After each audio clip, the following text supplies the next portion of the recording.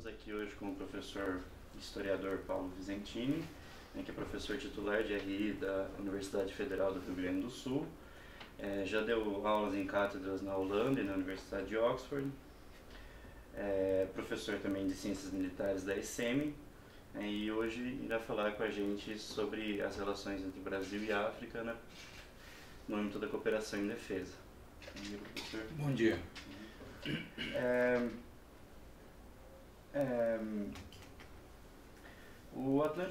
Como que o Atlântico Sul e o continente africano estão se apresentando numa nova versão desses documentos de defesa que foram apresentados como minuta?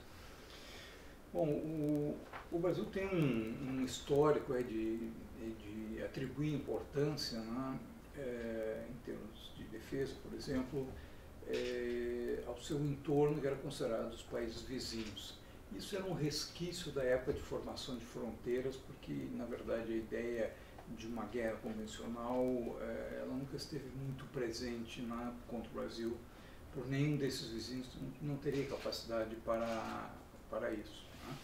E o Atlântico ele sempre foi mais uma zona de saída do Brasil, de ligação do Brasil com a América do Norte, com a Europa, principalmente. Né? E a questão é que, após a independência dos países africanos, em 1960, a área ela começa a ganhar alguma importância estratégica, que eu diria assim que ela é um pouco numa espécie de agenda negativa, o que não se queria que houvesse bases estrangeiras na militarização, etc. Eu acho que é um segundo momento que cresce de importância o Atlântico como parte desse entorno, com a Guerra das Malvinas, tá? E com a resposta que foi dada, então, uns anos depois, né, com a ideia da criação da Zona de Paz e Cooperação do Atlântico Sul, que daí envolve os países africanos que têm margem para o Atlântico. E eu diria que hoje nós vivemos um terceiro momento, que é o momento em que grande quantidade de recursos naturais são encontrados tanto no litoral do Brasil como no litoral africano, e que ocorre na África uma nova corrida por recursos naturais, né? Além dos tradicionais países ex-colonizadores, né? As ex-metrópoles europeias, os Estados Unidos, mas também a China, a Índia, a Turquia, o Irã, etc. Um conjunto de países, o Brasil, né? Que, vamos dizer assim, procuraram o espaço africano. E isso trouxe assim, uma preocupação de que, na verdade, não se pode ter uma ideia de Atlântico Sul sem pensar nos estados que estão do outro lado, porque só assim podemos montar, por exemplo, um mecanismo de dissuasão. O Brasil não vai precisar ter porta-aviões e coisas desse tipo, não se trata disso. Mas se os países das duas margens agirem em consonância, né, isso em si já é algo que vai dissuadir potências de fazer alguma intrusão na área. Né? Então essa é uma política importante. E o Atlântico Sul também ganhou a importância como uma área de passagem e de disputa estratégica. Então, o volume de mercadorias que é transportado hoje através do Atlântico, e que ele também é um corredor para o Pacífico, para o Índico e através dele para a Ásia, né? Aumentou muito nos últimos tempos. Então a gente vê uma gradual e um pouco silenciosa corrida, né, em relação a esses espaços. E aqui no Brasil a gente tem dificuldade de mostrar isso às pessoas, como isso está acontecendo e como é urgente implementar aquelas políticas que já estão no papel. O Brasil cria uma política no papel e deixa adormecida. Mas é importante diplomaticamente porque um dia você ativa aquilo ali e cria uma realidade nova. Diante dessas mudanças no sistema internacional, né, que com certeza afetam as relações do Brasil com os países africanos, quais são os principais desafios que o senhor vê para essa cooperação em defesa entre o Brasil e os países da África? Nós temos, vamos dizer assim, problemas dos dois lados. Tá? Nós temos um problema aqui do lado brasileiro, que é um problema de uma cultura, né, estratégica de menosprezar o espaço africano como importante. Tá? E eu diria que lá estão ocorrendo coisas que em seguida vão estar ocorrendo aqui também. Então nós já temos um avant-première lá na África.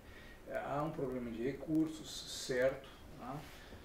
Mas assim, eu creio que até, por exemplo, as missões de paz, coisas desse tipo, abriram muitas cabeças dentro das Forças Armadas para a realidade do continente e a realidade do conflito, porque para nós o conflito sempre foi uma coisa muito virtual, e o nosso conflito, na verdade, uma vez que participamos de um conflito, foi na Segunda Guerra Mundial, foi num teatro europeu, numa guerra convencional moderna. Então não será muito o cenário que nós vamos encontrar em algum distúrbio aqui na América do Sul. Então, na África se pôde assistir isso. Do lado africano, qual é o problema? O problema é que países mais importantes têm resquícios de relações com a antiga metrópole. Por exemplo, a questão da África do Sul. As Forças Armadas da África do Sul, em particular a Marinha Sul-Africana, ela é muito ligada à Marinha Britânica e que, de alguma maneira, a gente percebe hoje como um elemento de intrusão no Atlântico Sul, dado que ela tem um conjunto de ilhas que lhe dá uma posição estratégica aqui. Né? Conseguimos estabelecer uma cooperação boa com a Namíbia. A Angola está tentando projetar poder e agir, enfim, são espaços que se tem. E os países que foram de língua francesa, do Golfo da Guiné, o problema daqueles países é o controle na área de defesa que a França faz com as elites locais. Quer dizer, então, não é muito fácil conseguir colocar naquela política todos os países africanos. Eles têm que fazer um trabalho de país a país, têm que oferecer alguma coisa, o que eles precisam é pouco para que isso funcione. Recentemente, foram levantados debates sobre a atuação brasileira e em comparação com a atuação chinesa no continente africano, que ambos os países lutam em projetos de inserção no continente. E eu gostaria que o senhor apontasse, na sua visão, quais são as diferenças que esses países adotam no âmbito da cooperação Sul-Sul, como que Brasil e China se portam nos seus projetos de inserção na África.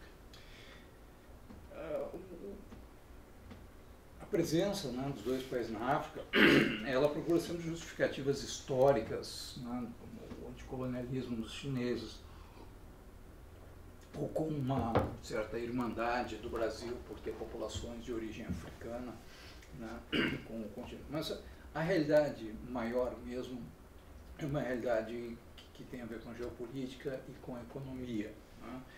E a realidade do capitalismo internacional é que, desde a crise dos anos 70, a crise do petróleo, o surgimento dos petrodólares que se reciclam, buscam outros locais, nós temos a formação do conceito de semiperiferia, que é um conceito que a gente deveria começar a pensar um pouco, de forma não tão rígida, de tentar enquadrar nos lugares, mas como esse capital excedente dos países centrais, eles procuram alguns países da periferia e ali, graças a programas implementados pelos próprios governos locais e mais esse afluxo de capitais, se cria uma certa base industrial que vai procurar, vamos dizer assim, um espaço na periferia.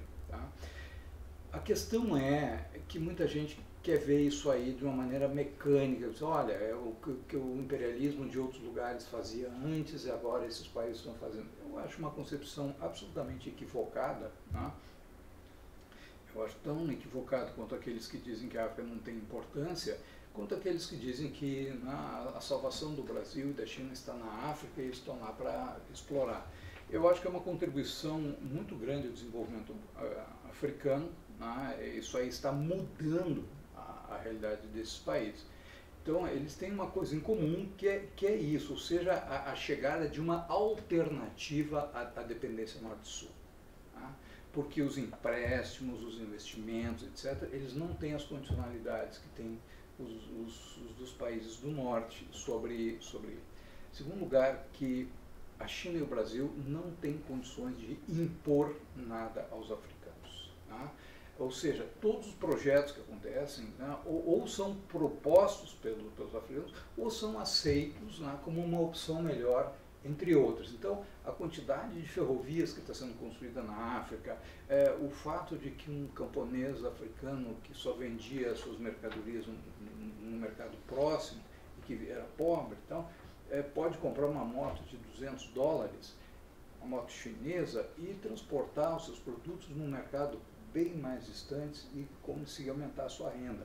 Essa pessoa é uma pessoa que não vai depender da estrutura corrupta da política, por exemplo, da France-Afrique, né, que é aquela máquina que a França montou, que é uma máquina de corrupção absoluta com as elites africanas, e que o povo, sem outras opções de vida, tem que pactuar com isso aí. Né? Então, isso aí subverte sociologicamente a África, e é uma coisa que pouca gente vê.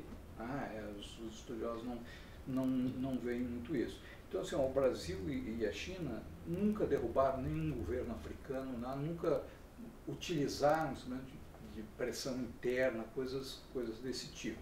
Né? Agora, as formas de atuação são diferentes, porque a China tem um projeto mais bem estruturado, né? Ela tem vontade política, ela é mais ousada, então ela cria alternativas de financiamento para os africanos, que as do Brasil não são nem comparáveis com as que eles criam, né? E isso permite aos africanos um certo avanço. Agora, há uma diferença, porque a China é um raw material seeker, né? Ela precisa de recursos naturais, e esses recursos naturais pagam os investimentos chineses, ou seja, os países africanos não se endividam com a China. Tá? Isso é extremamente importante que se perceba. Tá? E o Brasil não. O Brasil é um país exportador de produtos primários, tanto minérios, ou seja, ele não tem essa preocupação. O Brasil é mais um fornecedor de serviço, e o volume de comércio ainda é pequeno, né? Mas é uma aproximação que interessa muito aos países africanos, e o Brasil tem objetivos geopolíticos, vamos dizer assim, até maiores que o da China. Né? Então, são formas um pouco diferentes de atuar. O Brasil tem algumas características culturais que tornam o relacionamento mais fácil, né, com os africanos, que têm um ritmo de vida mais parecido com o nosso do que com a febre de trabalho dos chineses. Né? Então, vamos dizer assim, isso pode fazer uma... Só que o problema é que do lado do Brasil há uma descontinuidade violenta. Assim. Nós temos períodos de euforia de à frente, e depois vem um período como o atual, que é um período de refluxo, como foi no início dos anos 90, onde também o Brasil refluiu, e os outros não estão dormindo, os outros vão e vão ocupando os espaços. Sim. Bom, aproveitando essa parte que o senhor citou, a questão do Brasil, recentemente também o Brasil tem enfrentado, né, uma crise política e econômica muito acentuada, né, no âmbito doméstico, aliado a essa instabilidade que se coloca no sistema internacional. E gostaria que o senhor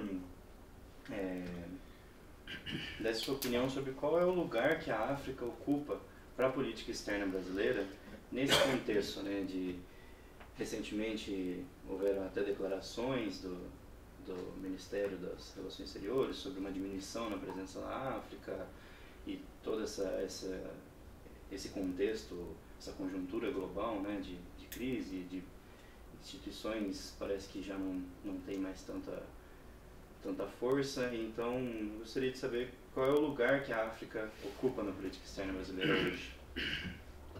Pois é. O problema é que essa diminuição de presença na África, ela vem da gestão Dilma, né? Que foi uma gestão em relação à África de continuidade sem prioridade. Ou seja, ela começou a esvaziar programas, a tirar pessoas de lá. Né? Eu acredito assim que a ex-presidente, ela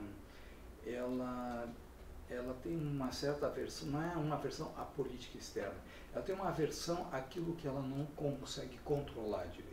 E a política externa é algo que não se controla, porque os acontecimentos internacionais vêm atropelando os dirigentes, né? Eles têm que formular. Então, vamos dizer assim, ela foi bastante negligente nessa área, né? Ela priorizou aí uma agenda econômica de curto prazo, né? sem se dar conta de que, por exemplo, o sucesso chinês ele foi muito cultivado antes de ser colhido. Né? E aqui no Brasil você tem essas coisas. Então eu nem diria que é uma culpa do governo atual. Foi o governo Dilma que já começou esse processo de refluxo. Então os países esperam para ver o que o Brasil vai fazer.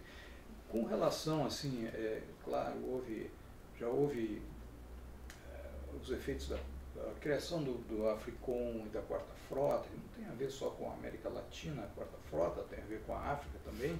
Né?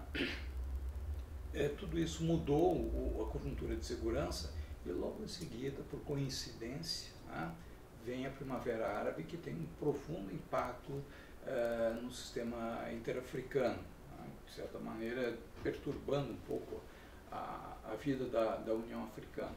E como se isso fosse pouco, né, os Estados Unidos, na administração Obama, ele fez um esforço muito grande de retornar e começar a penetrar na África. Então, os Estados Unidos, silenciosamente, ele voltou a jogar, a ser um player importante, não só em segurança, mas em várias áreas. Por quê? Porque os Estados Unidos estão mudando o eixo geopolítico. Os Estados Unidos têm essas fases de expansão e de retração. Né? Então, eles foram para o Oriente Médio, Ásia Central e só pensam como que vamos sair disso aí. Né? E o petróleo que é tirado do Brasil ou do Golfo da Guiné é um petróleo que vai diretamente aos Estados Unidos com uma logística mínima. O do Oriente Médio tem que sair lá do Oriente Médio, países conflituados, atravessar zonas de piratas, né, zonas de tensão com o Irã, etc., fazer toda a volta ao continente africano. Esse petróleo daqui do Brasil e da África, ele vai direto aos Estados Unidos num período muito curto, numa rota totalmente securitizada e mais. Ele cria uma maneira fácil, se os Estados Unidos compram esse petróleo, eles vão poder montar uma agenda comercial e vender coisas, voltar a vender coisas para isso. Isso estava sendo feito, né, pelo governo Obama, e aí vem o Trump, né, para surpresa de alguns, mas era impossível que não acontecesse uma reação contra o formato da globalização. Ela viria mais cedo ou mais tarde, porque atingiu um nível de tensão muito grande. E eu acho que o Brasil vai ter que se definir, vai ter que ter um bloco de poder, porque nós estamos assim um pouco à deriva, né? Um pouco à deriva e sem uma política muito definida. Mas eu acho que no período anterior se acumulou um primeiro capital de conhecimento, tem que trabalhar com atores sociais, com o setor econômico, com o setor militar, com vários tipos de organizações, né, que fizeram esse processo de aproximação com a África, né, e criar instrumentos para as pessoas que vão tomar decisões, mostrar para os partidos que há uma ignorância completa sobre qual é a importância da África para o Brasil. Eles tendem a pensar que não, que o nosso eixo é sempre o norte e tal, mas nesse eixo nós seremos sempre o vagão de trás, ou seja, ou a gente acompanha um movimento de transformação no mundo que já está ocorrendo, ou seja, há um processo de transformação e que nós vamos ter que nos posicionar em algum momento se nós vamos ficar com o lado que vai ficar estagnado por algumas décadas ou se nós vamos ficar com o lado que vai e que está ascendendo. Né? Essa própria crise no Brasil aqui, com o governo tentando se livrar de muitos ativos e propriedades e tal, por exemplo, tem encontrado em vários países, né, compradores, não só os países do norte, que têm interesse em área estratégica, petróleo, etc., mas olha, o chinês não briga, ele vem e diz assim, onde é que eu posso entrar com isso aqui, está faltando o quê e o que ninguém quer investir. Então estão entrando, por exemplo, na área de infraestrutura, estão começando a fazer apostas aí nas termoelétricas, nas ferrovias, etc. Né? Como o governo precisa de dinheiro, está recebendo. Então, ou seja, esse processo continua, né? O que nos falta aqui é ter uma definição estratégica do que a gente quer. Certo, então muito obrigado, professor. Prazer ter o senhor aqui.